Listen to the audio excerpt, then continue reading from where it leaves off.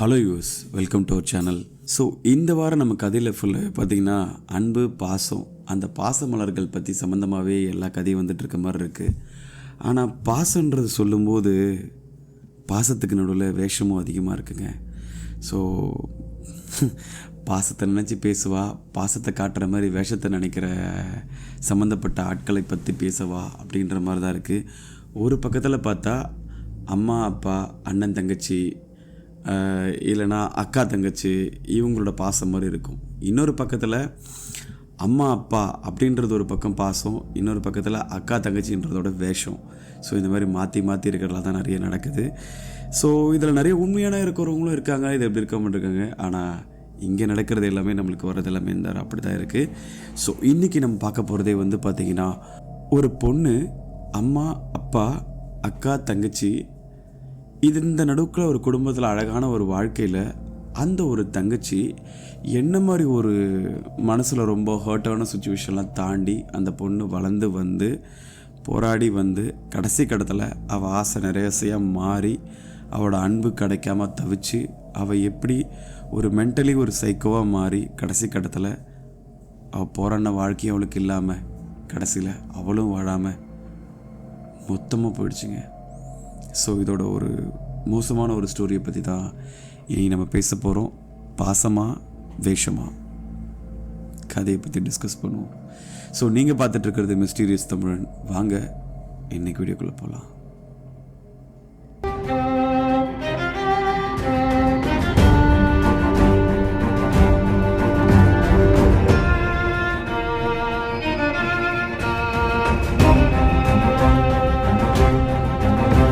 இந்த வீடியோ பார்த்தீங்கன்னா நான் பேச ஆரம்பிக்கிறதுக்கு முன்னாடியே கிட்டத்தட்ட நான் போன தடவை பேசும்போது லாஸ்ட் வீடியோவில் வந்துட்டு ஒரு சென்டிமெண்டல் ஸ்டோரியாக போய் இந்த பாசம் ஃபெக்ஷனில் போகிற மாதிரி போகுதுன்னு நினச்சேன்.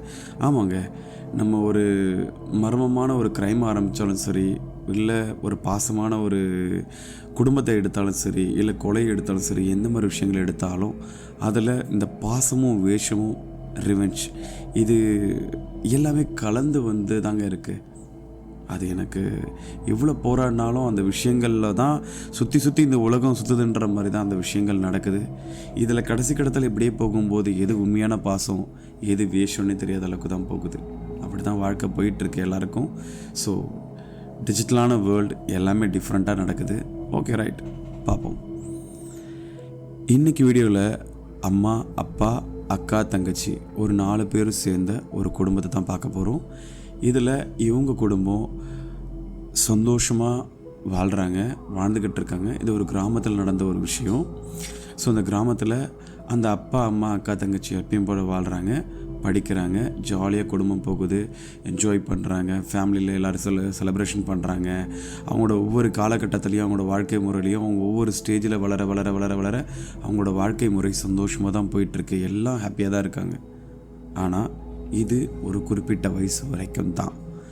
ஏன்னா சில விஷயங்களில் வந்து பார்த்திங்கன்னு வச்சுக்கோங்களேன், அந்த குழந்தைகளாக இருந்து ஒரு மீடியமான ஏஜை டச் பண்ணுற வரைக்கும் அவங்க வந்து ஏமாற்றப்பட்டாலும் இல்லை தெரிஞ்சே ஏமாறினாலும் அவங்களுக்கு அது தெரியாது. ஏன்னா அவங்க குழந்தைகளாக இருந்து வளர்ந்து வரும்போது அது பெருசாக தெரியாது. ஆனால் அதே குழந்தை கொஞ்சம் வளர்ந்து வரும்போது, ஏன் எனக்கு இது ஃபஸ்ட்டு கிடைக்கல, ஏன் உனக்கு மட்டும் கொடுத்தாங்க, ஏன் உனக்கு மட்டும் அதை கொடுத்தாங்க, ஏன் எனக்கு இது கிடைக்கல. ஸோ இந்த மாதிரி கொஷின்ஸ்லாம் மாறி மாறி வரும். ஸோ நிறைய நடக்கும். இது வந்து எனக்கும் நடந்திருக்கலாம், உங்களுக்கும் நடந்திருக்கலாம். ஸோ ஒரு பேப்பர் வாங்கி கொடுத்தாலும் சரி, ஒரு பென் வாங்கி கொடுத்தாலும் சரி, ஒரு ட்ரெஸ் வாங்கி கொடுத்தாலும் சரி, உனக்கு இவ்வளோ எடுத்துட்டாங்களா, எனக்கு இதுதான் எடுத்திருக்காங்க, உனக்கு பிடிச்ச கலர் எடுத்திருக்காங்க, எனக்கு இது எடுக்கலை, இந்த மாதிரி அந்த மாதிரின்னு சொல்லி எதனா ஒன்று ஓடும். So same concept. இதே மாதிரி தான் இவங்களோட குடும்பத்துலேயும் ஒரு குறிப்பிட்ட வயசுக்கு அப்புறம் எல்லாமே மாற ஆரம்பிக்குது, எல்லாமே நடக்க ஆரம்பிக்குது. இதில் இவங்க அக்கா ஒரு ஹையர் எஜுகேஷன் படிக்க ஆரம்பிக்கிறாங்க. அப்போ என்ன பண்ணுறாங்கன்னா, அந்த ஹையர் எஜுகேஷனுக்கு கவர்மெண்ட்டில் வந்து நிறைய ஸ்காலர்ஷிப்ஸ் கிடைக்கும் பார்த்தீங்களா, அந்த ஸ்காலர்ஷிப்பாக இருக்கட்டும், அதே மாதிரி பார்த்தீங்கன்னா முதல் பட்டதாரி அப்படின்ற அந்த ஸ்காலர்ஷிப்பை வாங்குறதா இருக்கட்டும், இந்த மாதிரி அவங்களோட பர்சனல் ஸ்காலர்ஷிப்பாக இருக்கட்டும், அவங்களோட இந்த மாதிரி ஸ்காலர்ஷிப்பாக இருக்கட்டும், எல்லாத்தையுமே அவங்க யூஸ் பண்ணிவிட்டு சூப்பராக படிக்க ஆரம்பிச்சிட்டாங்க. அவங்க நிறைய ஆஃபர் கிடச்சிருச்சு, நிறைய இது கிடச்சிருச்சு, அவங்க ஹையர் எஜுகேஷன் படிக்க ஆரம்பிச்சிட்டாங்க. ஆனால் இவங்க தங்கச்சிக்கு வந்து பார்த்திங்கன்னா அதை பற்றி அந்தளவுக்கு பெருசாக நாலேஜ் கிடையாது. அவங்க எப்பயும் போல் நார்மலாக இருக்காங்க, எப்பயும் போல் போயிட்டுருக்காங்க. ஆனால் சின்ன வயசுலேருந்தே அந்த பொண்ணுக்கு அப்பா அம்மா அவங்க 2 பேர் மட்டும்தான் உலகமாக வளர்ந்தது. அவங்க அப்பா அம்மா எந்த தவறுதலான வார்த்தையும் பேசி திட்டுறது கிடையாது, அடித்தது கிடையாது, அடிக்காமல் அழகாக வளர்த்துட்ருக்கிற ஒரு ஃபேமிலி. ஸோ சில குடும்பத்தில் வந்து இந்த அடிக்கிறது, கோவப்பட்டால் திட்டுறதுன்னு சொல்லி பேரண்ட்டு கொஞ்சம் கண்டிப்பாங்க. அவங்க சின்ன வயசில் தப்பு பண்ணாங்கன்னா இவங்க வந்து அதை கூட கண்டிக்காத அளவுக்கு ரொம்ப அன்பாக சொன்ன ஃபேமிலி மாதிரி இருந்திருக்காங்க. ரொம்ப சந்தோஷம்தான், நல்ல விஷயம் அப்படி இருக்கிறதுல. அது ரொம்ப ரேர் தான். ஆனால் இந்த பொண்ணுக்கு இந்த சந்தோஷன்ற பேரில் எல்லாமே கரெக்டாக கிடைச்சாலும் அந்த பெரிய பொண்ணுக்கு ஏதாவது ஒரு பொம்மை தேவைப்படுது அப்படின்னா அந்த பொண்ணு விடிய விடிய அழுது பொம்மை வாங்கி கொடுத்துருவாங்க. இல்லை அந்த துணி வேணும் அப்படின்னா அந்த பொண்ணு விடிய விடிய அழுவும், அந்த பொருளை வாங்கி கொடுத்துருவாங்க, துணி வாங்கி கொடுத்துருவாங்க. ஸோ இந்த மாதிரி அந்த பொண்ணு என்ன கேட்குதோ எல்லாத்தையும் வாங்கி கொடுக்குறாங்க. இந்த பொண்ணு எதனா கேட்டுச்சுன்னா அவன் அக்காவோட பொருளை எடுத்து கொடுத்து நீ விளையாடிட்டு நாளைக்கு பார்த்துக்கலாம் அப்படின்னா இவங்களும் இந்த பொண்ணும் பார்த்தீங்கன்னா ஸோ அந்த பேரண்ட்டுக்கு வந்து பார்த்திங்கன்னா ரொம்ப கஷ்டப்படுத்தாமல் சரி அம்மா அப்பா ரொம்ப கஷ்டப்படுவாங்க, காசு எல்லாமே என்ன கஷ்டப்படுன்னு சொல்லிட்டு அந்த சாக்ரிஃபைஸ் ஆரம்பத்தில் ஒன்று கொடுத்த சாக்ரிஃபைஸ் அவங்க அப்பா அம்மா சொல்கிறாங்க, காசு இல்லைம்மா வெயிட் பண்ணுன்ற நல்ல விஷயந்தான் பேரண்ட்டை புரிஞ்சுக்கிறது. ஆனால் அந்த பொண்ணுக்கு ஒரு ட்ரீட் ஒரு மாதிரி கொடுத்துருக்காங்க, இந்த பொண்ணுக்கு ஒரு மாதிரி ட்ரீட் பண்ணியிருக்கிறாங்க. அது தெரிஞ்சு பண்ணாங்களா இல்லை கேஷுவலாக நடந்துச்சா அது தெரியல. பட் இருந்தாலும் அது அப்படியே போயிருக்கு. அந்த பொண்ணுக்கு ஏதாவது ஒரு ட்ரெஸ் அப்படின்னு சொல்லி கேட்கும்போது புது ட்ரெஸ் இருக்கோ இல்லையோ அன்றைக்கி எதுவும் ட்ரெஸ் ஆப்ஷன்லாம் அவங்க அக்காவோட ட்ரெஸ் எடுத்து அப்படியே போடுறது. வேறு எதாவது கலர் மேட்சிங்கில் எதனா ஒரு பொருள் இல்லைன்னா அவங்க அக்காவோட பொருள் எடுத்து பேசுகிறது. டிஃபன் பாக்ஸ் எதனா ஸ்கூலுக்கு கூப்பிட்டு போகிறது இல்லைன்னா டிஃபன் பாக்ஸ் மிஸ் ஆகிடுச்சு அப்படின்னா அவங்க அக்காவோட பாக்ஸ் எதாவது சேஞ்ச் பண்ணிவிட்டு அதை எடுத்து யூஸ் பண்ணிட்டு போட்டுக்கணும். இந்த மாதிரி அந்த பொண்ணு ஒரு குறிப்பிட்ட வயசில் நினைவு தெரிய ஆரம்பித்ததுலேருந்து ஒரு வளர்ந்த அந்த பொண்ணு காலேஜ் போகிற வரைக்கும், இவங்க காலேஜ் போகிறதுக்குள்ள அவங்க அக்கா காலேஜ் முடிஞ்சு வெளியே வந்துட்டாங்க. ஸோ இந்த பொண்ணு காலேஜ் போகிற வரைக்குமே ஓவரால் அந்த குடும்பத்தில் சாக்ரிஃபைஸ், பொறுமை, அமைதியாக இருக்கிறது, நினச்ச பொருள் கிடைக்காது, ஆசைப்பட்ட பொருள் கிடைக்காது, அமைதியாக இருந்துக்கிறது, கஷ்டப்பட்டனா தனியாக போய் உட்காந்து தனியாக அழுகிறது, சோகமாக இருக்கிறது, இந்த மாதிரியே அந்த பொண்ணோட காலங்கள் எல்லாமே தனியாகவே போயிருக்கு.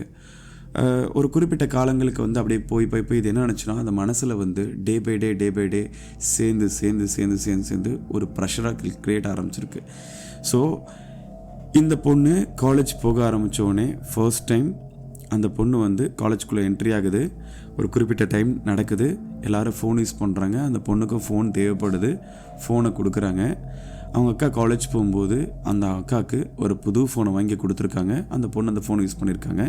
ஸோ இவங்க காலேஜ் போகும்போது அவங்க அப்பாவோட பழைய ஃபோனையும் இல்லைனா அக்காவோட பழைய ஃபோனையும் எடுத்து இப்போதைக்கு இதான் இருக்குது இதை எடுத்துகிட்டு போ அப்படின்ற மாதிரி அதை கொடுக்குறாங்க. ஏன் அக்காவுக்கு மட்டும் இதை கொடுத்தீங்க, எனக்கு கொடுக்க மாட்டிங்களா அப்படின்னு அந்த பொண்ணு கேட்கும்போது அவங்க அதுக்கு ஏதோ சொல்லி சமாளித்து அதை அப்படியே விட்டுறாங்க. ஸோ இது இப்படியே கொஞ்சம் போகுது. ஸோ அந்த பொண்ணுக்கு வந்து உங்களுக்கே தெரியுமே, இப்போ இருக்கிற ட்ரெண்டிங்கான உலகத்தில் வந்து எல்லாருமே ஆசைப்படுறது, ஸோ ஒரு ஃபோன் எடுத்துகிட்டு போனால் நல்ல ஃபோட்டோ எடுக்கணும், அழகழகாக இருக்கணும், நல்லா இருக்கணும் அப்படின்லாம் எதிர்பார்க்குறது எல்லாருக்குமே ஒரு ஃபேஷன் ஆகி போச்சு. ஸோ அந்த மாதிரி அந்த பொண்ணு வந்து பார்த்திங்கன்னா அந்த ஃபோன் அந்தளவுக்கு யூஸ் பண்ண முடியல. ரொம்ப பேசிக்கான ஒரு ஆண்ட்ராய்ட் ஃபோனு. ஸோ பேசிக்கான ஒரு ஃபோனும் போது அந்த பொண்ணுக்கு வந்து அதை யூஸ் பண்ணுறது எல்லாமே வந்து ஃப்ரெண்ட்ஸ் சர்க்கிளில் கொஞ்சம் அசிங்கப்படுறது, இந்த மாதிரி சொல்கிறது, அப்படி இப்படின்னு சொல்லி கொஞ்சம் ஷேமாகவே ஃபீல் பண்ணி அதெல்லாமே இருந்திருக்காங்க. ஆனாலும் என்ன பண்ணுறது, நம்ம குடும்பத்தில் அப்படி சொல்லியிருக்காங்க, பரவாயில்ல நம்மளுக்கு பேசுகிறதுக்காவது ஒரு ஃபோன் இருக்குது அப்படி சொல்லி பொறுமையாக இருந்திருக்காங்க. ஸோ ஒரு குறிப்பிட்ட கட்டத்தில் அவங்க அக்காவுக்கு வந்து பையன் மேலே வந்து பார்த்திங்கன்னா லவ் க்ரியேட் ஆகுது. ஸோ அது வந்து பார்த்திங்கன்னா அந்த அக்காவோட ரிலேஷன் தான், சொந்தக்கார பையன், லவ் க்ரியேட் ஆகுது. ஸோ இந்த மாதிரி சில விஷயங்களுக்கு அவங்க அக்காவுக்கு எதனா ஒரு விஷயங்கள் காரியம் நடக்கணும் அப்படின்னா மட்டும் இந்த தங்கச்சிக்காரையை பிடிச்சிட்டு நீ போய் இதை பேசு, எனக்காக இதை சொல்லு, எனக்காக இதை பண்ணு, அம்மா கிட்ட போய் அதை பேசு, நீ சொன்னால் அவங்க கேட்பாங்க, அப்படி இப்படின்னு சொல்லி தனக்கு தேவையான லீவோ தனக்கு தேவையான மாதிரி ஸோ அந்த பையன் கூட கட் பண்ணிட்டு எங்கன்னா வெளியே போகிறது, டைம் பாஸ் பண்ணுறது எல்லாம் சேரும்போது இந்த மாதிரி சுச்சுவேஷனில் வந்துட்டு ஏதாவது பொய் சொல்கிறது, சமாளிக்கிறது, இந்த மாதிரி விஷயங்களுக்கு இவங்க வெளியே போகும்போது இந்த தங்கச்சின்றவளையும் கூட கூட்டிகிட்டு இவங்க வெளியே போகிறாங்க. ஏன் பாதிக்கப்படும் போது ஒன்றா பாட்டும் இவ தான் டைம் கேட்டு கரெக்டாக கொடுப்பா, இவ சொன்னால் நம்புவாங்க அப்படின்றதுல இவங்க இந்த யூஸ் பண்ணுறதுக்கு, அதுக்கப்புறம் இந்த மாதிரி சில விஷயங்கள்லாம் மட்டும் அவங்க தேவைகளுக்கு மட்டும், அதாவது இவங்களோட பர்சனல் தேவையாக இருக்கட்டும், அஃபிஷியல் தேவையாக இருக்கட்டும், சில விஷயங்களுக்கு யூஸ் பண்ணிக்கிறாங்க. ஸோ போயிட்டு இருந்துச்சு. சரி, இது ஒரு குறிப்பிட்ட கட்டத்தில் அந்த பொண்ணு அந்த வீட்டில் சொல்லி ஒரு வழியாக புரிய வச்சு எல்லாத்தையும் பண்ணி கடைசி கட்டத்தில் அந்த பொண்ணை கல்யாணம் பண்ணுற நிலைமைக்கு போயிடுச்சு. அப்பையும் அந்த வீட்டில் என்ன பண்ணுறாங்கன்னா, அந்த பையன் உனக்கு செட் ஆகாது, வேணாம் அப்படின்றாங்க. சரி இல்லைம்மா, அக்கா ஆசைப்பட்டிருக்கா, பண்ணி கொடுக்கலாம், நல்லா இருப்பா, நம்ம கூட இருந்து சரி பண்ணுவோம் அப்படின்னு சொல்லி சப்போர்ட் பண்ணுறா. ஸோ கல்யாணம் பண்ணி கொடுத்து முடித்த உடனே அன்பாக இருப்பா, பாசமாக இருப்பா, எல்லாமே இருப்பானா, எல்லாமே இருக்கிறாங்க, எல்லாருமே எப்பயும் போல தான் இருக்காங்க. ஆனால் அதுக்கப்புறம் தாங்க இன்னும் மோசமான நிலைமைக்கு போகுது.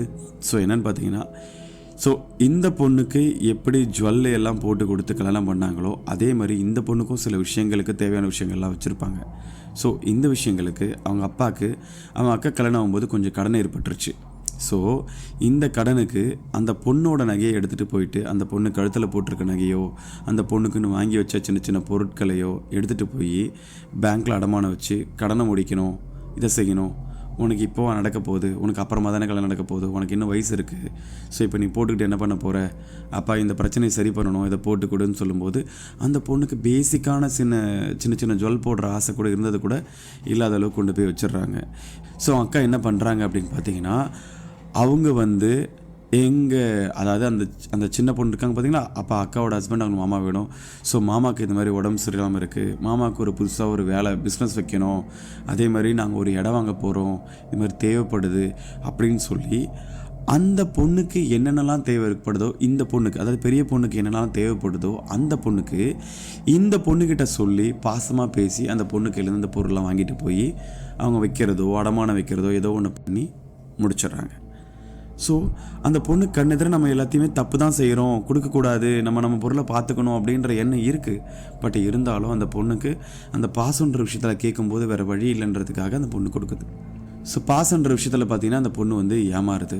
ஸோ இது என்ன தான் ஏமாந்தாலும் அந்த பொண்ணு சரி குடும்பத்துக்காக தானே செய்கிறோம் அப்படின்னு சொல்லி எப்பயும் போல் போகுது. இது கொஞ்சம் நாட்கள் போகுதுங்க. அந்த பொண்ணு பார்த்திங்கன்னா காலேஜ் ஃபஸ்ட்டு போய் ஜாயின் பண்ணுது. ஆனால் ரொம்ப ஒரு பெரிய கொடூரமான சுச்சுவேஷன்னா, அந்த காலேஜை ஜாயின் பண்ணும்போது அவங்க அக்கா என்ன படித்தாலோ அதே படிப்பை ஜாயின் பண்ணுறதுக்கு இந்த பொண்ணு போய் ஒரு காலேஜில் சேர்றா. ஆனால் அந்த குடும்பத்தில் இருக்கவங்க என்ன சொல்கிறாங்கன்னா, உன்னை படிக்க வைக்கிறதுக்கு, ஏன்னா அவங்க அக்கா எந்த படிப்பை படித்தாங்களோ அந்த படிப்போட காசை இந்த தங்கச்சிக்கு படிக்க வைக்கிறதுக்கு அவங்ககிட்ட காசு இல்லை, அக்கா கல்யாணம் ஆகிடுச்சு, அதில் நிறைய செலவாகிடுச்சு, கடனாகிடுச்சு, இப்படி ஆகிடுச்சு, அப்படி ஆகிடுச்சு, படிக்க வைக்க முடியாது, அப்படி இப்படின்னு சொல்லி சேர்ந்து ஃபஸ்ட்டு செமஸ்டரோட ஃபீஸை கட்டிட்டு அந்த பொண்ணுக்கு பாதியிலே டிஸ்கன்டினியூ பண்ணி கூட்டிகிட்டு வராங்க. அந்த பொண்ணால் படிக்க முடியல. ஸோ ரொம்ப போராடுது. அதுக்கப்புறம் ஒரு பேசிக்கான ஏதோ ஒரு கோர்ஸ் போய் அந்த பொண்ணு படிக்குது, தகுந்த வேலை கிடைக்கல. அதுக்கப்புறமா அடுத்து வேறு ஏதோ படித்தாவது எதனா ஒரு வேலை கிடைக்கும்னு சொல்லி வேறு ஏதோ போய் படிக்கிறா. அதுவும் அவளுக்கு வேலை சரியான முறையில் கிடைக்கல. சமூகத்தில் ஒரு நல்ல குவாலிஃபிகேஷன் இருந்தால் ஒரு நல்ல வேலை கிடைக்குங்க. ஒரு சாதாரணமான ஒரு படிப்பை படிக்கிறது ஒன்றுமே வேலை கிடைக்காது. படித்தா உருப்படியாக படிக்கணும், இல்லைனா படிக்காததுக்கு என்ன வேலை இருக்கோ அதை பார்த்துட்டு போகணும், இல்லைனா ஏதாவது ஒரு கைத்தொழிலை வச்சுட்டு பார்த்துட்டு போகணும், அவ்வளோதான். ஸோ இந்த பொண்ணு கஷ்டப்பட்டு போராடி ஒவ்வொரு கோர்ஸாக படிச்சுட்டு என்னவோ ட்ரை பண்ணுது. அந்த பொண்ணுக்கு தகுந்த மரியாதை கிடைக்கல, வேலை கிடைக்கல, ஸ்காலர்ஷிப் கிடைக்கல, எதுவுமே கிடைக்கல. எல்லாமே உங்கள் அக்காவுக்கு இதை பண்ணியாச்சு, அதனால் உனக்கு அது கிடைக்காது. முதல் பட்டதாரி பட்டம் உங்கள் அக்கா கிடைச்சாச்சு, உனக்கு ஆஃபர் கிடைக்காது. ஸோ உனக்கு எதுக்கு ஸ்காலர்ஷிப் கிடைக்காது, இது. ஸோ அவங்க அப்பா பார்த்திங்கன்னா ஒரு கவர்மெண்ட் எம்ப்ளாயி. ஸோ என்ன தான் கவர்மெண்ட் எம்ப்ளாயின்னும் போது அவங்க அக்காவுக்கு முதல் பட்டதாரி ஸ்காலர்ஷிப் கிடச்சிச்சு. பட் இந்த பொண்ணுக்கு அது செகண்ட் ஆப்ஷன்லாம் கிடைக்கல, ஸ்காலர்ஷிப்ஸும் சரியான முறையில் கிடைக்கல, சொதப்பிருச்சு, டோட்டல் 0. அந்த பொண்ணால் படிக்க முடியல, பிடிச்சது கிடைக்கல, எல்லாமே சொதப்பல். ஸோ இதில் அந்த பொண்ணு வேறு வழியே இல்லை, நம்ம வேலை செஞ்சு கஷ்டப்பட்டாது படித்து நம்ம நல்ல படிப்பை படித்தா தான் நம்மளுக்கு நல்ல வேலை கிடைக்கும், இல்லைனா நம்ம கடைசி வரைக்கும் எல்லார் கையும் ஏந்திட்டு தான் இருப்போம் அப்படின்னு சொல்லி அந்த பொண்ணு அதே கிராமத்துலேயே ஏதோ ஒரு வேலையில் போய் சேர்றாங்க. சேரும்போது ஒரு 15,000 18,000 ஒரு ஏதோ ஒரு இதில் போய்ட்டு ஒரு வேலை கிடைக்கிது. அவங்க போகிறாங்க. அந்த வேலைக்கு போகும்போது அவங்க அப்பா சொல்கிறாரு, கடனில் இருக்காங்க, கஷ்டப்படுறோமா, நாங்கள் ஒரு சீட்டு மாதிரி போடுறோம், நீ காசை கொடு, சீட்டை அப்பாவுக்கு அடைக்கிறதுக்கு ஹெல்ப் பண்ணுமா அப்படின்னு சொல்லலாம். அப்பா இதை வச்சு நான் படிச்சு தான்ப்பா நான் அடுத்து படிக்கணும் அப்படின்னு சொல்லி சொல்கிறாங்க. ஆனால் அந்த பொண்ணு படிக்க முடியல. அவங்க அப்பாவுக்கு ஹெல்ப், அழுவுற சுச்சுவேஷன், ஏதோ கஷ்டம் அப்படி இப்படின்னு சொல்லி அது பொய்யோ உண்மையோ கேட்குறாங்க. அப்போது அந்த பொண்ணு சம்பாதிக்கிற அந்த ஒரு 15,000 காசில் ஒரு 10,000 வாங்கிட்டாங்கன்னா அந்த பொண்ணு ஒரு 5,000 வச்சுருக்கு. ஒரு மாதத்துக்கு அந்த பொண்ணுக்கே ஒரு 2,000 3,000 செலவாச்சு அப்படின்னா மீதி காசை வச்சு என்னங்க பண்ண முடியும்? ஒன்றும் பண்ண முடியாது. என்ன செய்ய முடியும்? வாய்ப்பே இல்லை. அந்த பொண்ணுக்கு பிடிச்ச துணி வாங்க முடியாது, பிடிச்ச பொருள் வாங்க முடியாது, எதுவுமே பிடிச்சி செய்ய முடியாது, பிடிச்ச இடத்துக்கு போக முடியாது, வர முடியாது, பார்க்க முடியாது, ஒன்றுமே இல்லை. அவங்க அக்கா காலேஜ் படிக்கும்போது நிறைய இடத்துக்கு வந்து பார்த்திங்கன்னா ட்ரிப் கூப்பிட்டு போயிருக்காங்க. இவங்க ஃப்ரெண்ட்ஸாக நிறைய ட்ரிப் போயிருக்காங்க, நிறைய இடத்த பண்ணியிருக்காங்க. ஆனால் இந்த பொண்ணுக்கிட்ட பண்ணும்போது அதெல்லாம் உனக்கு இல்லை, எங்ககிட்ட காசு இல்லை. ஸோ இந்த மாதிரி சந்தோஷமான என்டர்டெயின்மெண்ட் பண்ணுற ப்ளேஸாக இருக்கட்டும், துணியாக இருக்கட்டும், பொருளாக இருக்கட்டும், நகையாக இருக்கட்டும், தேவையான விஷயமா இருக்கட்டும், எல்லாத்தையுமே அந்த பொண்ணுக்கிட்டேருந்து ஒவ்வொன்றா ஒரு ரீசன் சொல்லி பண்ணிகிட்டே இருக்காங்க. உண்மையா பொய்யா, இதுதான் இங்கே விளக்கம். ஸோ கடைசி கட்டத்தில் அவங்க வீட்டில் ஒரு 2 ஸ்கூட்டர் இருந்தது. அந்த 2 ஸ்கூட்டர்லேயும் பார்த்தீங்கன்னா இந்த பொண்ணு ஒரு புது ஸ்கூட்டரை யூஸ் பண்ணிகிட்டு இருந்தாங்க. தங்கச்சி பொண்ணு பார்த்தீங்கன்னா ஒரு புது ஸ்கூட்டரை யூஸ் பண்ணிகிட்டு இருக்காங்க. இன்னொரு ஸ்கூட்டரை அவங்க அப்பா யூஸ் பண்ணிகிட்ருக்காரு. அந்த பையனும் வந்து பார்த்திங்கன்னா அவங்க குடும்பத்தோட அக்கா, அவங்க மாமா, அவங்களுக்கு ஒரு குழந்தை பிறந்துருச்சு, ஒரு பொண்ணு. ஸோ இவங்க எப்பயும் போல் நல்லா வாழ்கிறாங்க.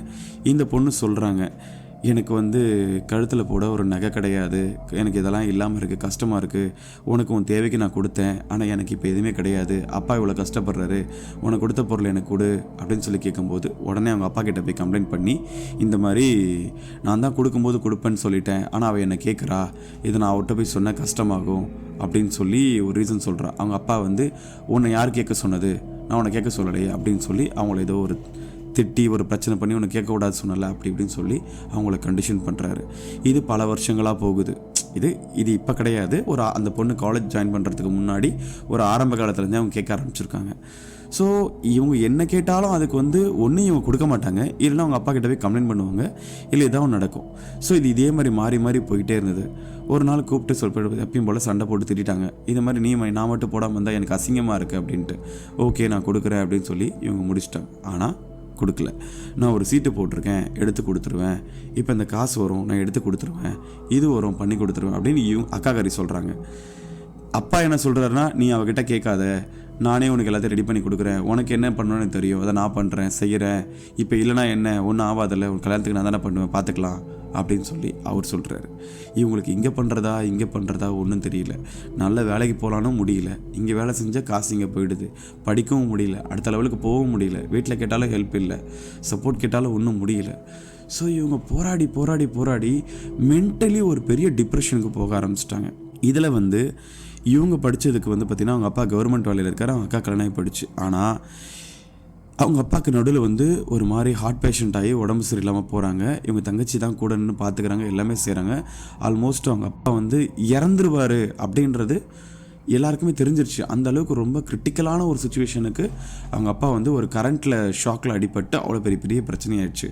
அவ்வளோ பிரச்சனை இருக்கும்போது எல்லாரும் இறந்துருவாங்கன்னு நினைக்கும் போது, இறந்தாங்கன்னா கண்டிப்பாக அந்த வேலை அவங்க தங்கச்சிக்கு தான் கிடைக்கும், அந்த கவர்மெண்ட் ஜாப்பு. அந்த அளவுக்கு எல்லாமே ரெடி ஆகிடுச்சு. ஆனால் காட் கிரேஸ் அவருக்கு ஒன்றும் ஆகலை, அவர் தப்பிச்சு வெளியே வந்துட்டார். ஸோ இவங்களும் அதை பெருசாக நினச்சிக்கல. சரி அப்பா போனால் தங்கச்சி கிடைக்கிது, அம்மாவை பார்த்துக்கலாம் பட் இருந்தாலும். ஆனால் அவன் அக்காவுக்கு உள் மனசில் ஒரு சின்ன எண்ணம் இருந்திருக்குது. ஐயோ நம்ம அப்பாவுக்கு எதனா ஒன்று ஆச்சுன்னா அந்த வேலை என் தங்கச்சிக்கு போயிடும், எனக்கு கூட கிடைக்காதே அப்படின்ற ஒரு எண்ணம், தவறுதலான ஒரு எண்ணம் உள்ளே இருக்குது. ஸோ அதே மாதிரி பார்த்தீங்கன்னா இப்போ அவங்க அப்பா டியூட்டி டைமில் இறந்துட்டாரு அப்படின்னு சொல்லும்போது செட்டில்மெண்ட் அமௌண்ட்டு வரும்.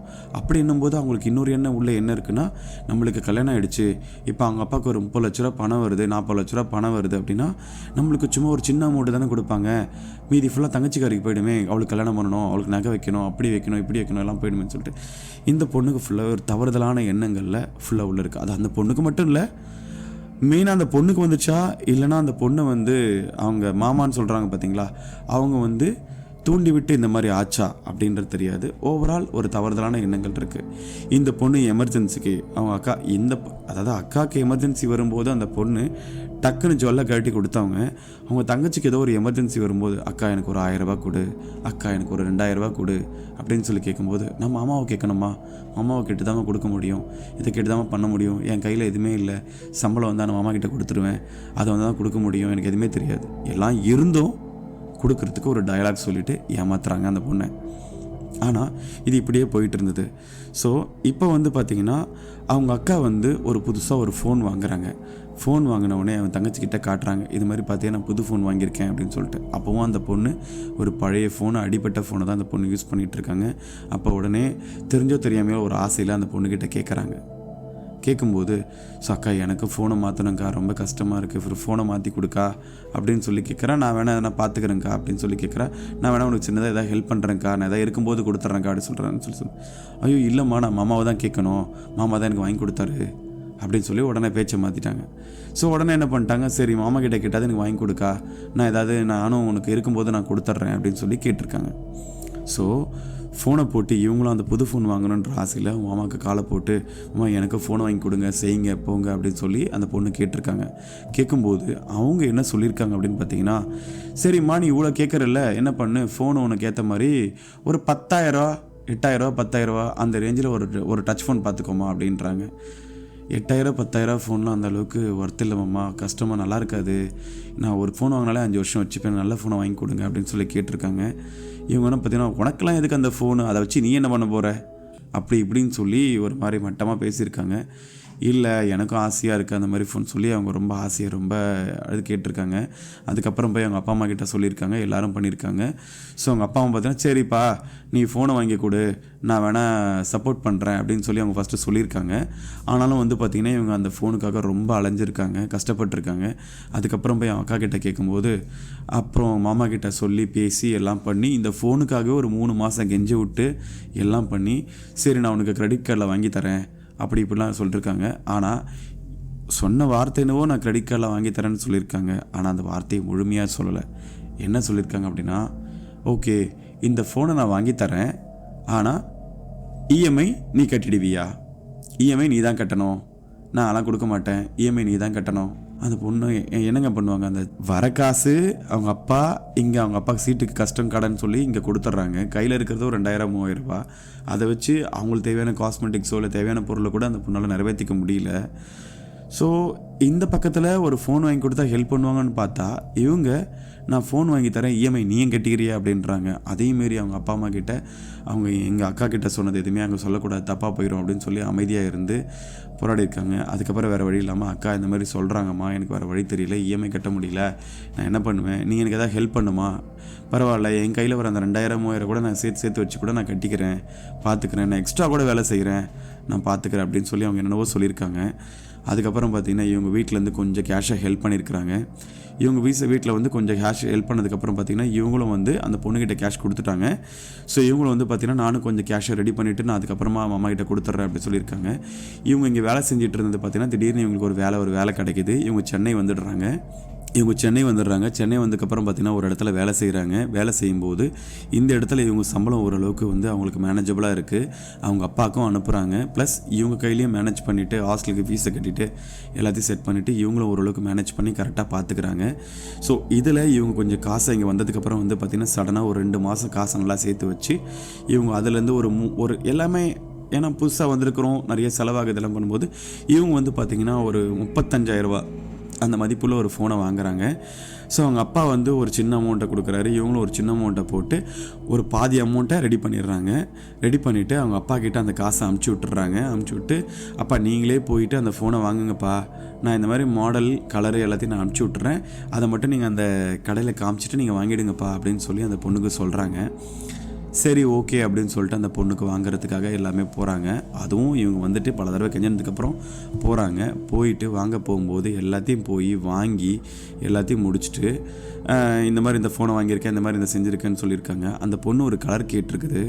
அந்த கலரை வாங்காமல், இல்லை அந்த கலர் நல்லா இல்லை, இந்த கலர் தான் நல்லா இருக்குது அப்படின்னு சொல்லி அதுக்கு ஒரு போராட்டம். அதுக்கப்புறம் எதுக்கு உனக்கு அவ்வளோ ஜிபியில் தான் அந்த ஃபோன் வேணுமா, வேறு வாங்கக்கூடாதா அப்படின்னு சொல்லி அது ஒரு போராட்டம். ஒரு வழியாக ஃபோன் வாங்கியாச்சு. ஃபோன்லாம் வாங்கி முடிச்சுட்டு சரி ஓகே நான் உனக்கு வந்து இங்கே வாங்கி இங்கே வச்சிடுறேன், நீ எப்போ ஊருக்கு வரியா அப்போ வந்து எடுத்துகிட்டு போ அப்படின்னு சொல்கிறாங்க. இல்லை நீங்கள் எனக்கு கொரியர் போடுங்க, எனக்கு அது ஆசையாக இருக்குது, அதுக்காக தான் இவ்வளோ தூரம் போராடி இருக்கேன் அப்படின்னு அவங்க கேட்குறாங்க. அப்போவும் பார்த்தீங்கன்னா அவங்க நீ ஊருக்கு வரும்போது வாங்கிக்கோ, அவ்வளோ என்ன உனக்கு அர்ஜென்ட்டு அப்படி இப்படின்னு ஒரு லெத்தாஜிக்கான முதல்ல பேசியிருக்காங்க. இந்த மீன்வயல் கேப்பில் அந்த பொண்ணு ஊரில் அவங்க யூஸ் பண்ணிகிட்டு இருந்த ஒரு ஸ்கூட்டரை அங்கேயே வச்சுட்டு இருக்காங்க. ஸோ இந்த வந்திருக்கு. இவங்க என்ன பண்ணியிருக்காங்கன்னா அக்கா தங்கச்சிக்காரி இல்லைன்னு தெரிஞ்ச உடனே ஒரு நாள் போய் நான் யூஸ் பண்ண போகிறேன், வண்டி கொடுங்கப்பா நான் வெளியே போயிட்டு வந்துடுறேன் அப்படின்னு சொல்லி தங்கச்சிக்காரியோட வண்டி இல்லை அது அவள் வண்டி, நீ என் வண்டி எடுத்துகிட்டு போன அவங்க அப்பா சொல்லியிருக்காரு. இல்லைப்பா நான் இந்த வண்டி எடுத்துகிட்டு போகிறேன் அப்படின்னு சொல்லியிருக்காங்க. ஸோ இந்த வண்டியை எடுத்துகிட்டு ஒரு நாள் எடுத்துகிட்டு போகிறேன்னு சொல்லி போனவங்க ஒரு வாரம் 10 நாள் 15 நாள் 20 நாள் ஆகிட்டும் வண்டி கொண்டு வரல. அவங்க அப்பாவுக்கும் தன் பொண்ணு தானே கொண்டு போயிருக்கா, இப்போ கேட்க முடியாது, கேட்டால் தப்பாக போயிருமே என்ன பண்ணுறது அப்படின்னு சொல்லி மாப்பிள்ளை கோச்சிப்பார் அப்படின்னு சொல்லி அவங்க இருந்திருக்காங்க. ஸோ அவரும் அமைதியாக இருந்திருக்காரு, இதுவும் போயிருக்காங்க. இது அந்த பொண்ணுக்கு தெரியாது. நீ ஊருக்கு வந்து ஃபோன் வாங்கிக்கோ அப்படின்னு சொல்லியிருக்காங்க. அந்த பொண்ணு வந்து பார்த்திங்கன்னா இல்லைப்பா அமுச்சு விடுங்க அப்படின்னு சொல்லி போராடி 1 வாரம் 10 நாள் கிட்ட போராடி அதுக்கப்புறம் அந்த பொண்ணுக்கு கொரியர் அனுப்பிச்சிருக்காங்க ஃபோனை.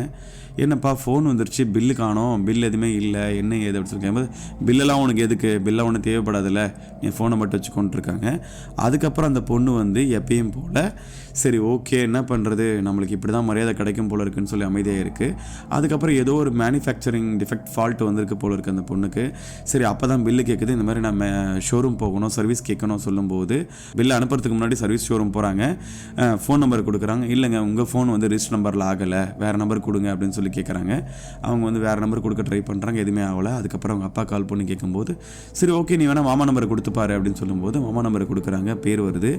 அப்போ சொல்லும்போது இந்த பில்லு அவங்க மாமா பேரில் பில்லாக இருக்குது, உங்கள் பேரில் இல்லை, அவர் வந்து நேராக வந்து ஏதோ சம்திங் அதில் வந்து மேனுஃபேக்சரிங் ஃபால்ட் சொல்லி, ஏன்னா வாங்கின கொஞ்ச நாளே ஃபால்ட் வந்துருச்சு, நீங்கள் அவங்களே வந்து நேராக வந்து பார்த்து என்ன ஏதுன்னு பண்ணி சைன் பண்ணிட்டாங்கன்னா நாங்கள் உங்களுக்கு ரீப்ளேஸ் பண்ணி புதுசாகவே கொடுத்துருவோம் அப்படின்னு சொல்லி ஒரு வார்த்தை சொல்லியிருக்காங்க. ஆனால் இவங்க வந்து அதை போய் கேட்கும்போது இல்லை நான்லாம் அவ்வளோ தூரம் வர முடியாது அப்படி இப்படின்னு இருக்காங்க, நியர்பை சர்வீஸ் சென்டரும் கிடையாது, ஸோ வர முடியாது அப்படின்னு சொல்லுவோம். இவங்களுக்கு ஒரு வெறுப்பு, ஒரு உச்சக்கட்ட ஒரு பொறுமை தாங்க. அதுக்கு மேலே இவங்களுக்கு வெறுப்பாகி போச்சு ஒரு கட்டத்துக்கு மேலே. இல்லை எனக்கு வாரண்டியே வேணாம் சொல்லி இந்த ஃபோனை கொண்டு போய் ஒரு லோக்கல் கடையில் கொடுத்து, வாரண்டி போனாலும் பரவாயில்லன்னு சொல்லி ஒரு லோக்கல் கடையில் கொடுத்து அவங்க ஃப்ரெண்டோட சப்போர்ட்டில் ஒரு வழியாக அந்த ஃபோனை வந்து லோக்கல் கடையில் ரெடி பண்ணிட்டாங்க. எனக்கு வாரண்டியே வேணாம், ஒன்று வேணாம், யாரையும் நான் தாங்க வேண்டாம் அப்படின்ற அளவுக்கு வெறுப்பாயிட்டாங்க பண்ணிருக்காங்க. இதில் ஒரு ட்விஸ்ட்டு, அவங்களுக்கு வெறுப்பானதுக்கு காரணமே என்னென்னா அந்த ஃபோனை வாங்கிட்டு அந்த ஃபோனுக்கு எக்ஸ்ட்ராவாக ஒரு 1000 ரூபா பே பண்ணால் தான் அந்த அடாப்டர்ன்றது கிடைக்கும் அப்படின்னு சொல்லி இன்னும் ஒரு 1000 ரூபா எக்ஸ்ட்ரா கட்டணும். அந்த ஒரு விஷயத்துக்கு அவங்க அக்கா அங்கேருந்து ஃபோனை போட்டு மாமா 1000 ரூபாய் கட்டிட்டாரு, ஸோ இந்த மாதிரி நீ காசு கொடுக்க அந்த மாமாவுக்கு வந்து அமுச்சு விட்ரு, அவரை தான் நினச்சிக்க போகிறாரு அப்படின்னு சொல்லி ஒரு வார்த்தையை சொல்கிறாங்க. அந்த பொண்ணு அங்கேயே விரக்தி ஆகிடுச்சு. அதுக்கப்புறம் அந்த பொண்ணு இங்கே வந்ததுக்கப்புறமா யார் அவங்க அப்பா அம்மா கிட்ட மட்டும் சொல்லிவிட்டு எந்த படிப்பை அந்த பொண்ணு கண்டினியூ பண்ண முடியாமல் போச்சோ அதே படிப்பை இங்கேருந்து படிக்கிறாங்க, போராடுறாங்க, படிக்க ஆரம்பிக்கிறாங்க, அதே படிப்பை படிக்கிறாங்க. அந்த ஃபோனை வெறுத்து போய் பண்ணுறாங்க. 1000 ரூபா காசை கடன் வாங்கியாவது உடனே அனுப்புகிறாங்க. சரி ஓகே நம்மளுக்கு இங்கே தான் கஷ்டமாக இருக்குது, வேலைக்கும் போகிறோம் படிக்கும் செய்கிறலாம் பண்ணுறோம், நம்மளுக்கு வண்டி இல்லாமல் வேலைக்கு ஆகாது, நம்ம வண்டியை எடுத்துகிட்டு வந்துடுவோம் அப்படின்னு சொல்லி ஊருக்கு போகிறாங்க. ஊருக்கு போய் என் வண்டி எங்கன்னு அவங்க கேட்குறாங்க. அப்போ தான் தெரியுது இந்த வண்டி அவங்க அக்கா எடுத்துகிட்டு போயிட்டா அப்படின்னு சொல்லிட்டு. ஸோ அக்கா ஏன் இப்படி எடுத்துகிட்டு போனாங்க என்ன ஏதுன்னு சொல்லி கேட்கும்போது இல்லை என்கிட்ட சொல்லிட்டு தான் போனாங்க, அப்புறம் பார்த்தா வரும்னு சொல்லி பார்க்கும்போது வரவே இல்லை, கடைசி கட்டத்தில் ரொம்ப போராட்டம் ஆகிடுச்சு, நான் கேட்குறதுக்கு அசிங்கமாக இருக்கேன். இது என்ன அசிங்கமாக இருக்குது, என் வண்டி நான் கேட்க போகிறேன், எனக்கு அது என் வண்டிலாம் கிடையாது, நீலாம் அப்படி கேட்கக்கூடாது. உடனே அவங்க அப்பா கண்டிக்கிறாரு, என் வண்டின்னு சொல்லி நீ கேட்கக்கூடாது, 2 பேர், அந்த வண்டி என்னோடய வண்டி தான், நான் தான் வாங்கியிருக்கேன், ஸோ இன்னொரு வண்டி இருக்குல்ல அதை வேணால் நீ எடுத்து யூஸ் பண்ணு, அந்த வண்டி நீ கேட்கக்கூடாது, அந்த வண்டியை அவள் எடுத்துகிட்டு போயிட்டாலா விட்டுரு, இல்லை மாப்பிள்ளை தப்பாக நினைப்பார் அப்படின்னு சொல்லி அக்கா இப்படி நினைப்பா, மாப்பிள்ளை அப்படி நினைப்பார், இவங்க இப்படி நினைப்பாங்க, சொந்தக்காரன் அப்படி நினைப்பான்னு சொல்லி எல்லாருக்காகவும் எல்லாமே செஞ்சுட்டு இந்த பொண்ணுக்காக கடைசி வரைக்குமே தடுக்கிறது, சாக்ரிஃபைஸ் பண்ணுறது, அந்த பொண்ணுக்காக ஒன்றுமே பண்ணாத அளவுக்கு எல்லாமே நிறுத்துறது. கடைசி கட்ட வரைக்கும் அந்த பொண்ணு போராடி போராடி போராடி ஒரு கட்டத்தில் காசு வேணாம், பணம் வேணாம், நகை வேணாம், வண்டி வேணாம், எதுவுமே வேணாம், இந்தாங்க அந்த ஃபோனை கூட வச்சுக்கோங்க, அந்த அளவுக்கு போராடி விரக்தி ஆகிடுச்சு அந்த பொண்ணு. படிப்பு கூட நானே படிச்சுக்கிறேன்ற அளவுக்கு போராடுற வந்துருச்சு. வேறு வழி இல்லாமல் அந்த ஒரு ஃபோன் ஓடிக்கிட்டு இருக்கு. அதுக்கப்புறம் வந்து பார்த்திங்கன்னா ஒரு குறிப்பிட்ட கட்டத்தில் அந்த பொண்ணு பார்த்திங்கன்னா ரொம்ப போராடிட்டு ரொம்ப சாக்ரிஃபைஸ் பண்ணி ரொம்ப கஷ்டப்பட்டு, ஏன்னா ஆரம்ப காலத்தில் அந்த ஃபோன் வாங்கி கொடுத்ததில் 1000 ரூபாயில் ஆரம்பித்த பிரச்சனை, அதுக்கப்புறம் தனக்கு தேவையான நகை எடுக்கிறது, தேவையான பொருளுக்கு நகை எடுக்கிறது, இந்த பொருள் வாங்குறது, அந்த பொருள் வாங்குறதுன்னு ஒன்று ஒன்றா பார்த்திங்கன்னா தனக்கு தேவையான விஷயங்களை மட்டும் அவங்களுக்காக பண்ணுறாங்க. இந்த பக்கத்தில் அவங்க ஏதாவது அவங்க அப்பா அம்மா கிட்ட கேட்டு படிக்கிறதுக்காக இருக்கட்டும் எதை பண்ணுறதா இருந்தாலும் அவங்க அதுக்கும் பண்ண மாட்டுறாங்க, இருக்கிறதும் தேவைன்னு சொல்கிறாங்க. அப்படி எல்லாத்தையும் பண்ணும்போது அந்த பொண்ணால் காசையும் கையில் வைக்க முடியல, படிக்கவும் முடியல. அதுக்கப்புறம் இங்கே சென்னை வந்ததுக்கப்புறம் பார்த்திங்கன்னா அவங்களே கஷ்டப்பட்டு வேலை செஞ்சு படிக்கிறாங்க. ஃபோன் வாங்கி கொடுக்குறதுக்கு 1000 ரூபா காசுக்கு ஒரு பிரச்சனை. அதேமாதிரி அவங்கள வாங்க வச்சுன்னா ஸோ நான் ஃபோன் வாங்கி தரேன், இஎம்ஐ நீ கட்டுறியான்னு சொல்லி அந்த அளவுக்கு அந்த பொண்ணு வந்து வேலையே செய்யாத டைமிங்கில் அந்தளவுக்கு ஒரு வார்த்தையை சொல்லி ஒரு இது பண்ணாங்க. ஆனால் இந்த பொண்ணுக்கு தேவையான விஷயங்கள்லாம் வாங்கிட்டாங்க. அதுக்கப்புறம் வண்டியாவது போய் எடுத்துகிட்டு ஊருக்கு போகிறாங்க, அந்த வண்டியை அங்கே கொடுத்துட்டு கேட்காத அப்படின்றாங்க. ஸோ அந்த பொண்ணுக்கு ரொம்ப கோவம் வந்துருச்சு. என்னப்பா இது, நான் ஓடிக்கிட்டு இருக்கேன், அந்த வண்டியை தூக்கி அங்கே கொடுத்துட்ருக்கீங்க அப்படி இப்படின்னு சொல்லிட்டு அந்த கேட்கும்போது எல்லாத்தையும் பண்ணிகிட்டு இருக்காங்க. ஒரு நாள் அவன் அக்கா வராங்க, வண்டி எடுத்துகிட்டு வரண்டு அந்த பொண்ணு ஓட்டிகிட்டு இருந்த அதே வண்டி எடுத்துகிட்டு அவன் அக்கா வராங்க.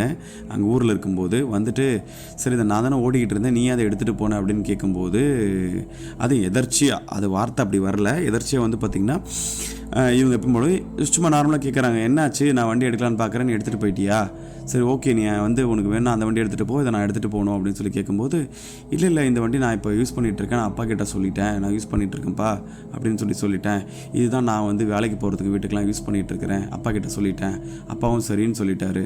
ஆனால் இந்த அப்பா என்கிட்ட சொல்லலையே, அப்பா என்கிட்ட சொன்னது வந்து நீ கேட்காத, அது என் வண்டி தானே வச்சுட்ருக்கிறா, அவள் திரும்பி கொண்டு வந்து கொடுத்துருவா, அப்படி தானே சொன்னார், என்கிட்ட இப்படி சொல்லலையே அப்படின்னு கேட்டால், அதுக்கப்புறம் இவங்க வந்து பண்ணிட்டுருக்காங்க, அப்பா கிட்ட கேட்டிருக்காங்க, என்ன வண்டியாக இருந்தாலும் 2 பேருக்கு உரிமை கிடையாது, வண்டி என்னோடது, நான் கொடுத்துட்டேன்ல, அதே மாதிரி உனக்கு ஒரு வண்டி வாங்கி கொடுத்தேன்னா, உங்களுக்கு வேணுமா இந்த வண்டி எடுத்துகிட்டு போ, அவ்வளோதான், அதெல்லாம் கேட்கக்கூடாது அப்படின்னு சொல்லி முடிச்சுட்டாங்க. ஸோ கடைசி வரைக்கும் இவங்களுக்கு என்ன பார்த்திங்கன்னா, அவங்களுக்கு பிடிச்ச பொருள் எதுவுமே கிடைக்காம இவங்களுக்கு ஆப்ஷனேட்டாக ஒரு சாக்ரிஃபைஸ் பண்ணுற ஒரு பதில் தான் இவங்களுக்கு கிடைக்கிது. இது ஒரு கட்டத்துக்கு மேலே ரொம்ப கோவப்பட்டு எக்ஸாஸ்ட் ஆகி ரொம்ப உச்சக்கட்டத்துக்கு போய் சண்டை தான் போடலை, இல்லைனா இவங்க செல்ஃப் சூசைட் பண்ணிக்கல, அந்தளவுக்கு இவங்க வந்து ரொம்ப மன வருத்தத்துக்கு போக ஆரம்பிச்சிருக்காங்க.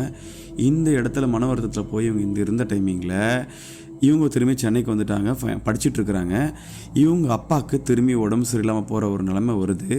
ஆனால் இதில் இந்த இடத்துல ஒரு பெரிய ட்விஸ்ட் ஆகி ஒரு பெரிய டார்கெட் பண்ணிட்டாங்க அவங்க அக்காவும் அம்மாவும் சேர்ந்து. இந்த இடத்த நம்ம விட்டுட்டோம் சான்ஸ் அப்படின்னா மொத்தமாக என் தங்கச்சிக்கு போயிடும், சொத்தாக இருந்தாலும் அதில் பாதி அங்கே ஓடி போயிற மாதிரி போயிடும், இங்கே இதுவாக இருந்தாலும் ஸோ இங்கே போயிடும், நம்ம நகை கொடுக்கணும், பணம் கொடுக்கணும், எங்கள் அப்பா கிட்ட வரதுலையும் பணம் அவளுக்கு போயிடும், ஸோ இந்த வண்டிக்கும் தொல்லை, எல்லாத்துக்கும் தொல்லையாக இருக்காங்க.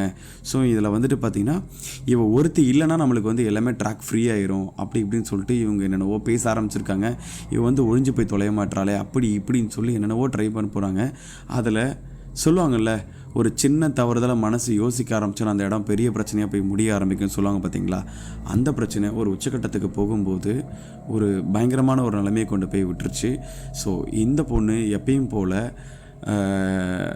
இவங்க இங்கேருந்து படிச்சுட்டு இருந்திருக்காங்க. ஆனால் எங்கள் அப்பா இங்கே இருந்து எங்கள் அப்பாவுக்கு இந்த சர்வீஸ்லேயே ஏதாவது நடந்ததுன்னா அது இந்த பொண்ணுக்கு தான் எல்லாமே நடக்கும், கல்யாணம் முடிகிற காசு வந்துச்சுன்னா அது இந்த பொண்ணுக்கு தான் போகும், எதுவும் போகக்கூடாது, எல்லாமே எனக்கு வரணும் அப்படின்னு சொல்லி இவங்க 2 பேரும் ஏதோ பிளான் பண்ணி அவங்க அப்பாவையும் அவங்க அம்மாவையும் கொன்னுட்டாங்க. ஸோ அவங்க அப்பாவையும் அவங்க அம்மாவையும் ஏதோ ஒன்று பண்ணி இறக்க வச்சுட்டாங்க, இறந்துட்டாங்க. இறந்த விஷயம் தெரிஞ்சு அந்த பொண்ணு ஊருக்கு எப்பயும் போல் கூப்பிட்ற மாதிரி வந்து கூப்பிடுறாங்க. அந்த பொண்ணு ஊருக்கு வந்து அப்பா அம்மா இறந்துட்டாங்களே, ஐயோ அம்மான்னு சொல்லி அடித்து அழுது என்ன பண்ணுறதுன்னு தெரியலையே அப்படி இப்படின்னு. அதாவது என்னங்க சொல்ல முடியும், திடீர்னு இன்றைக்கி பார்க்குறோம் நாளைக்கு இல்லைன்னு சொல்லும்போது இது மாதிரி வந்து இப்படி அன்எக்ஸ்பெக்டாக இப்படி இறந்துட்டாங்க ஏதோ ஒரு ரீசனு அப்படி இப்படின்னு சொல்லி ஏதோ ஒரு இது பண்ணிட்டாங்க. ஸோ இவங்க வந்து பார்த்திங்கன்னா ஆக்சிடெண்ட்டில் இறந்த மாதிரி முடிச்சிட்டாங்க. ஆனால் இது என்ன மாதிரி ஆப்ஷனே தெரியல. ஏன்னா அந்த இடத்துல இவங்க ஒரே டைமில் 2 பேர் இறந்துருக்காங்க. இந்த பொண்ணு துடிக்கிறா, அழுகிறா. ஏன்னா சொல்லப்போனால் இந்த பொண்ணு கல்யாணம் ஆகலை, இங்கே அமைதியாக நிற்கிறா. அந்த பக்கத்தில் அவங்க அப்பா அந்த பொண்ணு கல்யாணம் ஆகி குழந்தை இருக்குது, எல்லாமே இது மாதிரி இருக்குது. இந்த பக்கத்தில் இப்போ இதாகிடுச்சு. இப்போ இந்த இடத்துல இந்த பொண்ணுக்கு வேலை கிடைக்காது, காலி ஆகிடுச்சு, முடிஞ்சுது. ஸோ வேலை கிடைக்கலாம், ஆனால் வேலை கிடைச்சா செட்டில்மெண்ட் அமௌண்ட் கிடைக்காது, அப்படி நிற்கிது. ஸோ அந்த இடத்துல அந்த அமௌண்ட்டு வரதை பற்றிலாம் இவளுக்கு இந்த பொண்ணுக்கு வந்து அந்த அளவுக்குலாம் நாலேஜ் கிடையாது. ஸோ இவங்க எப்பயும் போல் வந்து பார்த்திங்கன்னா அந்த அளவுக்கு நாலேஜ் இல்லாதனால அடுத்து இது கிடைக்குமா போவாதா வராதா அதெல்லாம் எதுவுமே தெரியாமல் இவங்க கொஞ்ச நாள் இருந்து அழுது எல்லாத்தையும் முடிச்சுட்டு இவங்க எப்பயும் போல் திரும்பியும் புலம்பி அழுது எல்லாத்தையும் பண்ணிவிட்டு அவங்க பேக் டு சென்னைக்கு வந்துட்டாங்க. எப்பயும் போல் அவங்க உட்காந்துருக்காங்க, எப்பயும் போல் இருந்திருக்காங்க. அவங்க எப்பயும் போல் அவங்க படிக்கிறத படிச்சிருக்காங்க, வேலை செய்கிறத பண்ணியிருக்காங்க. எமர்ஜென்சிக்கு எப்பயும் போல் அவங்க அக்கா கிட்ட கேட்டிருக்காங்க, ஒரு பதிலும் கிடையாது. கஷ்டப்பட்டு அங்கே வாங்கி இங்கே வாங்கி கடன் வாங்கி என்னென்னவோ பண்ணி போராடி அந்த பொண்ணு எப்பயும் போல் படிச்சுக்கிட்டு இருக்காங்க. ஒரு சுச்சுவேஷனில் அவங்க அப்பா கிட்டேருந்து வர வேண்டிய அமௌண்ட்டு வந்து பார்த்திங்கன்னா மூத்தவங்கன்றதுனால அவங்க யார் காண்டாக்ட் பண்ணுறது என்ன ஏதுன்னு தெரியும் போது ஸோ நான் தான் மூத்தவ என்ன ஏதுன்னு சொல்லி இவங்க சைலண்ட்டாக அந்த கேஷெல்லாம் வாங்கியிருக்காங்க. வாங்கிட்டு இவங்ககிட்ட ஹேண்ட் ஓவர் பண்ணியிருக்காங்க. அப்போவும் வந்து பார்த்திங்கன்னா 2 பேர், ஏன்னா இவங்க வந்து பார்த்திங்கன்னா மேஜராக இருக்காங்கனால இவங்ககிட்டே வந்து பார்த்திங்கன்னா எலிஜிபிள் பண்ணி இவங்களுக்கு கேஷ் கொடுக்கணும். ஆனால் இவங்க என்ன பண்ணிட்டாங்கன்னா ஏதோ கோல்மால்லாம் பண்ணி என்னென்னவோ செஞ்சு அந்த கேஷை வந்து இவங்களே அபகரிக்கிறதுக்கு ஏற்பாடு பண்ணிட்டாங்க. ஸோ ஒரு வழியாக அந்த கேஷை இவங்க வாங்கிட்டு யாருக்குமே சொல்லாமல் எதுவுமே செய்யாமல் சைலண்ட்டாக அதை மிஸ்யூஸ் பண்ண ஆரம்பிச்சிட்டாங்க. இதை வந்து பார்த்திங்கன்னா இந்த சிஸ்டர் வந்து ஒரு நாள் எப்பயும் போல் வந்து பார்த்திங்கன்னா ஊருக்கு போகிறாங்க. ஸோ போயிட்டு கொஞ்சம் திங்ஸ்லாம் எடுக்கலாம், வீட்டில் அப்படியே பூட்டி தானே வச்சுருக்கு, போய் நம்ம திங்ஸ்லாம் கொஞ்சம் எடுத்துகிட்டு வரலாம் அப்படின்னு சொல்லி அவங்க ஊருக்கு போகிறாங்க. ஊருக்கு போனதுக்கப்புறம் தான் தெரியுது இந்த மாதிரி சில விஷயங்கள்லாம் இவங்க பண்ணிட்டாங்க, சில விஷயங்கள்லாம் இவங்களாம் செஞ்சிட்டாங்க, அப்படி இப்படின்னு இவங்களுக்கு எல்லாமே தெரியுது. ஸோ ஒரு வழியாக பார்த்தீங்கன்னா அவங்க தங்கச்சி வந்து ரொம்ப டிப்ரெஷனில் போராடி கஷ்டப்படும் போது, அவங்க ஒரு வழியாக மனசு கஷ்டம் தாங்க முடியாமல் அவங்க வீட்டில் உட்காந்துட்டு அழுதுட்டு இருக்கும்போது, இவங்க ஒரு நாள் போயிட்டு என்ன பண்ணியிருக்காங்க, எப்பயும் போல் போய் புலம்பி சண்டை போட்டிருக்காங்க. இது மாதிரி பணத்தெல்லாத்தையும் எடுத்துகிட்டு பண்ணியிருக்கேன், எனக்கு இப்போ தேவைப்படுது, இவ்வளோ புரட்டமாக இருக்குது, எனக்கு இப்படி இருந்தால் வேலைக்காக சொல்லும்போது, இவங்க நம்ம எதுக்காக கஷ்டப்பட்டோமோ அதுவே இவங்களுக்கு தெரிஞ்சு போச்சு, இதுக்கப்புறம் இருந்தால் ரொம்ப பிரச்சனையாகும், அதுக்கப்புறம் அடுத்த பிரச்சனை தெரிஞ்சால் ரொம்ப பிரச்சனையாகிட்ட சொல்லிட்டு இவங்க போராடி இருக்காங்க. அதே மாதிரி நீ வீட்டில் இருமா, நாங்கள் வந்துடுவோம் அப்படின்னு சொல்லிட்டு அவங்க அப்பா அம்மாவை எந்த மாதிரி ஒரு மோசமான நிலைமையில் அவங்க கொன்னாங்களோ அதே மாதிரி இந்த பொண்ணையும் அதே மாதிரி அவங்க கொன்னுருக்காங்க. ஸோ கொன்னுட்டு அவங்கள தெரியாத மாதிரி அவங்க அப்பா அம்மாவை எப்படி ஒரு கேஷுவலான ஒரு ஆக்சிடெண்ட்டில் முடித்தாங்களோ அதே மாதிரி இந்த பொண்ணை வந்து பார்த்திங்கன்னா அந்த மாதிரி காட்டாமல் மொத்தமாகவே மறைச்சிட்டாங்க. ஆனால் எல்லோரும் கேட்கும்போது, சொந்தக்காரங்க கேட்கும்போது, யாராவது கேட்கும்போது எல்லாம் பண்ணும்போது பார்த்திங்கன்னா அவள் சென்னையில் இருக்கா, அவங்க வந்துட்டு பார்த்தோன்னா அப்பா அம்மாவோட இறப்புக்கு வந்துட்டு போனால் அதோட வர்றது கிடையாது, இவ்வளோ தூரம் கால் பண்ணிட்டேன் செஞ்சிட்டேன், வரல இப்படி சொல்லி ஒரு குறிப்பிட்ட நாட்களை வந்து அவங்க அப்பயும் போல் ஓட்டியிருக்கிறாங்க. அந்த பணத்தை வச்சு பார்த்திங்கன்னா இவங்க பயங்கர அமக்கலமாக ரொம்ப அவங்க வாழ்க்கையை வந்து சிறப்பாக என்ஜாய் பண்ணிவிட்டு அவங்க ரொம்ப சந்தோஷமாக வாழ ஆரம்பிச்சிருக்காங்க. ஆனால் அது ரொம்ப நாளைக்கு இல்லை. ஏன்னா அவங்க வந்து ஒருத்தரை ஏமாற்றி கொன்று ரொம்ப போராடி பண்ணியிருக்காங்க.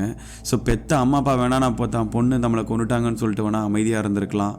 ஸோ என்ன ரீசன்லாம் தெரியாது. ஆனால் இந்த பொண்ணுக்கு அந்த ஆத்மா, நான் இவ்வளோ கஷ்டப்பட்டு போராடி என்னை நீ இந்தளவுக்கு நீ கொண்டு இருக்கிற, என் ஆத்மா சாந்தி அடையாமல் இருக்க, நீ எவ்வளோ போராடி என் வாழ்க்கையில் ஜெயிக்கணும்னு நினச்சேன், அதை எல்லாத்தையும் சிதைச்சிட்டேன். ஆனால் அந்த பொண்ணுக்கு வந்து பார்த்திங்கன்னா கல்யாணம் பண்ணிக்க கூட எண்ணம் கிடையாது. அந்த பொண்ணுக்கு முதியோர் காப்பகம் வைக்கணும், ஸோ இந்த மாதிரி ஏதாவது ஒன்று வைக்கணும், 4 பேருக்கு ஹெல்ப் பண்ணணும், நல்லா ட்ரஸ்ட் பண்ணணும், அப்படி இப்படின்னு சொல்லி இந்த மாதிரி எண்ணங்கள் மட்டும்தான் இருந்தது. ஆனால் அந்த பொண்ணை கடைசி கட்டத்தில் எதுவுமே நடக்க விடாமல் நிராசையாக கொண்டவோ அந்த ஆத்மா ரொம்ப கொடூரமாக இருந்து காத்துக்கிட்டு இருந்திருக்குங்க. என்ன ரீசனுக்காக காத்துக்கிட்டு இருந்தான்னு தெரியல, ரொம்ப கொடூரமாக காத்துக்கிட்டு இருந்திருக்கு. அந்த போராட்டம் அதே அவங்க அப்பா அம்மாவோட நினைவு நாள் வர்ற அதே ஒரு நாளுக்கு முன்னாடி இவங்க அக்கா, இவங்க மாமா, இவங்க 2 பேரையுமே கொடூரமான முறையில் அவங்க வீட்டில் வந்து நைட்டு வந்து தங்கியிருக்காங்க. அக்கா மாமா வந்து அவங்க அப்பா அம்மா வீட்டில் வந்து தங்கியிருக்காங்க. ஸோ எப்பயும் போல் ஃபார்மாலிட்டி பண்ணுறதுக்காக வந்திருக்கிறாங்க. அடுத்த நாள் தானே ஃபார்மாலிட்டி, பார்த்துக்கலாம், ஐயர்லாம் வருவார், ஸோ இன்றைக்கி வந்து இவங்க தங்கலாம் சொல்லிட்டு வந்திருக்காங்க. அந்த இடத்துல வந்து பார்த்திங்கன்னா இவங்க நைட்டு அந்த இடத்துல தூங்கி அடுத்த நாள் காலையில் அந்த ஃபார்மாலிட்டி பண்ணுற நாள் இருக்குது. அந்த நாள் விடியறதுக்குள்ளே 2 பேருமே அக்கா மாமா குழந்தை தூங்கிட்டுருக்கு. கொடூரமான முறையில் 2 பேருமே இறந்து கிடக்கிறாங்க. எப்படி இறந்தாங்கன்னு தெரியல. அடுத்த நாள் காலையில் வரவங்க தான் தெரியுது அக்காவும் மாமாவும் இறந்துருக்காங்க. என்ன ரீசன் தெரியலன்ட்டு அந்த பொண்ணையாவது காண்டாக்ட் பண்ணுவோன்னு ட்ரை பண்ண முடியல. ரொம்ப போராட்டத்துக்கு அப்புறம் இந்த விஷயங்கள் வந்து அவன் தங்கச்சியும் வந்து பார்த்திங்கன்னா இறந்துட்டாங்கன்றது அந்த ஊரில் தெரிய வருது. அதுக்கப்புறமா அவங்க அக்காவும் மாமாவும் சேர்ந்து தான் அவங்க அப்பாவையும் அம்மாவையும் கொண்டிருக்காங்கன்றதும் அவங்க வீட்டில் போய் சில என்கொயரி பண்ணி சில தேவைகளை எவிடன்ஸ்லாம் எடுத்து பார்க்கும்போது சில விஷயங்களில் தெரிய வருது. ஸோ ஓவரால் ஒரு பாசம் கண்ணை மறைச்சி ஒரு வேஷமாக மாறி ஒரு பணத்துக்காக சொந்த அப்பா அம்மா ஒரு பக்கம் கொண்டிருக்காங்க. தன் தங்கச்சி அதை கேட்டுற போகிறா செஞ்சிட போகிறான்னு சொல்லி இந்த பக்கத்தில் அவங்க தங்கச்சியை கொண்டுட்டாங்க. இதில் கடைசியில் பணம் ஜெயிச்சுதா பாசம் ஜெயிச்சுதான்னு பார்த்தோன்னா பணம் தாங்க ஜெயிச்சிருச்சு. ஏன்னா பணத்துக்காக தான் எல்லாருமே கொண்டுட்டாங்க. எல்லாரையுமே கடைசியில் பார்த்தீங்கன்னா அந்த பணம் அங்கேயே தான் இருக்குது. பாசமாக இருந்த உறவுகள் எல்லாமே பஸ்பமாகிருச்சு. இதில் ஓவரால் அப்பா அம்மாவும் இறந்துட்டாங்க. எதுக்காக பணத்துக்காக போராடணுமோ அந்த அக்காவும் அம்மாவும் இறந்துட்டாங்க. இந்த பொண்ணு தான் கஷ்டப்பட்டு போராடியாவது சின்ன வயசுலேருந்து சாக்ரிஃபைஸ் பண்ணி இதுக்கப்புறமாவது நம்மளே படித்து முன்னேறலாம் நினச்சாங்க. ஸோ இவங்களும் வந்து பார்த்திங்கன்னா நிராசையாக இறந்து போயிட்டாங்க. அந்த லாஸ்ட்டு பொண்ணும் பார்த்திங்கன்னா நிராசையாக இறந்து போய் அவங்க ஆத்மாவும் சாந்தி அடையாமல் ரொம்ப சுற்றி போராடிட்டாங்க. கடைசி கட்டத்தில் இதில் மோசமான நிலைமையில் ஆன ஒரே ஆள் யாருன்னா அந்த குழந்தை தாங்க. என்னன்னே தெரியாத விவரமான வயசில் இங்கேயும் போக முடியாமல் இங்கேயும் போக முடியாமல் எங்கேயுமே இல்லாமல் யாருமே இல்லாமல் அப்பா அம்மா இல்லாமல் அவ்வளோ பெரிய சொத்து எல்லாமே இருந்தும் பணம் இருந்தும் ஆள்றதுக்கு யாருமே இல்லாமல் அந்த குழந்தை கடைசியில் அந்த வார்த்தையை எனக்கு சொல்ல விரும்பலை, தனிமையாகிடுச்சுங்க. வேறு வழி இல்லாமல் அந்த குழந்தை இப்போது சம்மந்தமே இல்லாத ஒரு ஆளுகிட்ட அந்த குழந்தை அவங்க சொந்தக்காரங்கிட்ட யார்ட்டையோ அந்த குழந்தை வளருது. ஸோ இந்த பணம் பார்த்திங்கன்னா இப்போ ஆள்றதுக்கு ஆள் கிடையாது, பணம் மொத்தம் செதஞ்சு போச்சு. ஓவரால் அந்த குடும்பமே செதஞ்சு போச்சு. பணமாக பாசமானு கடைசியில் பார்க்கும்போது ஒரு பணத்துக்காக ஒரு பாசமே செதஞ்சு ஒரு குடும்பமே முடிஞ்சிருச்சுங்க. ஸோ ரியல் லைஃப்பில் இந்த மாதிரி நிறைய விஷயங்கள் நம்ம பார்ப்போம். ஸோ இந்த கதைகள் உங்களுக்கு பிடிச்சிருக்கும்னு நினைக்கிறேன். ரொம்ப மோசமான ஸ்டோரி தான், சொல்லும்போது எனக்கே ரொம்ப கஷ்டமாக தான் இருந்தது. ஆனால் அந்த குழந்தையோட மனசு எப்படி இருக்கும், கஷ்டப்பட்டு வளர்த்த அவங்க அப்பா அம்மாவோட மனசு எப்படி இருக்கும், இவ்வளோ போராடி சாக்ரிஃபைஸ் பண்ணி லைஃப்பில் ஜெயிக்க நினச்ச அந்த பொண்ணோட மனநிலைமை எப்படி இருக்கும், யூகிக்க முடியாத ஒரு வழிங்க. ஓகே, இந்த வீடியோ உங்களுக்கு பிடிச்சிருக்குன்னு நினைக்கிறேன். பிடிச்சிக்கும் எப்படி இருக்குது என்ன ஏதுன்றதை மறக்காமல் கமெண்ட்டில் சொல்லுங்கள். இதே மாதிரி பயங்கரமான ஒரு எக்ஸ்பீரியன்ஸ் வீடியோஸ் எல்லாமே பார்த்தீங்கன்னா உங்களை ரியல் லைஃப்லையும் பார்த்துப்பீங்கன்னா நீங்கள் கேட்டிருப்பீங்க. ஸோ நடந்திருக்கும். இந்த மாதிரி ரியல் லைஃப் வீடியோஸ் உங்கள் லைஃப்லையும் நடந்திருந்தது, அது உங்களுக்கு தெரிஞ்சது அப்படின்னா டிஸ்கிரிப்ஷனில் கொடுத்துருக்க இன்ஸ்டாகிராம் லிங்கை ஃபாலோ பண்ணிவிட்டு மறக்காமல் அதில் வாய்ஸ் நோட்டாவோ டெக்ஸ்ட்டாவோ பதிவுப்படுத்துங்க. அதில் இருக்கிற ஒரு சூப்பரான வீடியோ எடுத்து அடுத்த வீடியோவை கொடுத்துட்றேன். ஸோ அடுத்த வீடியோ உங்கள்தான் கூட இருக்கலாம். ஸ்டோரி ஆரம்பிக்கலாமா?